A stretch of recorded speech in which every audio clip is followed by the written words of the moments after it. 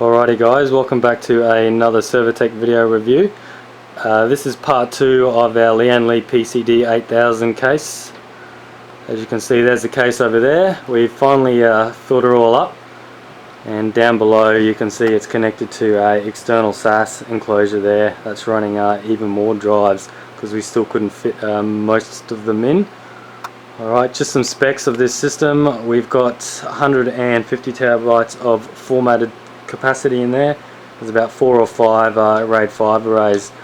Alrighty, we'll just zoom in now and we'll get some shots of inside the case. Okay, here's the front outside shot of the case. So as you can see, it looks very minimalistic there, very nice and clean. I'll actually just go in and pop this front cover off. Alright, as you can see now, all the 20 drives in the front there, and then there's just a few extra drive bays added up the top there. Alright, let's walk around the side here a bit. So as you can see, we've got a single and a dual radiator set up there.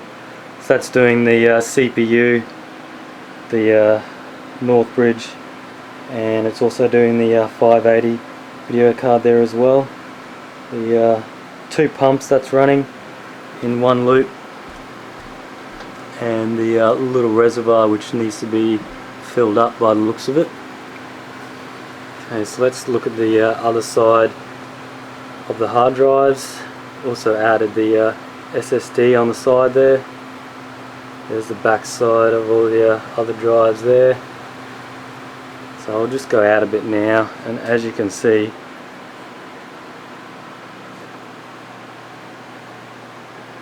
so we've put quite a few drives in here, and the case just looks so empty.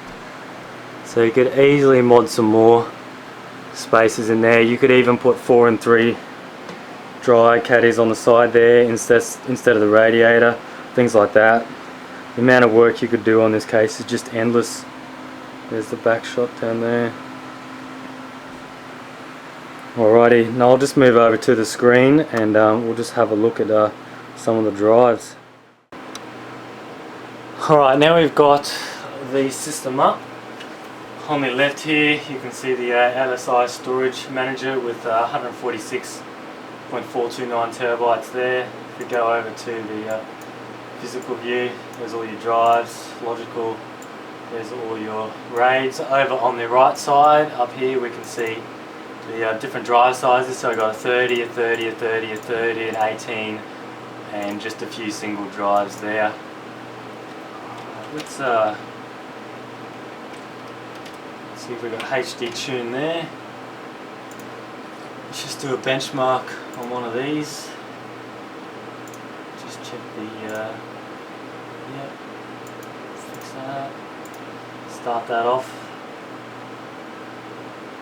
I think that one is the one that's actually initializing the RAID 5. Let's do another one. So that one there is running, and there's a 900 meg line. So that's running about 850 all the way along there in a RAID 5 array. It's not too bad. Let's go to another one. So same again, 800 straight along there. Let's try this bottom one, and that's 900 there.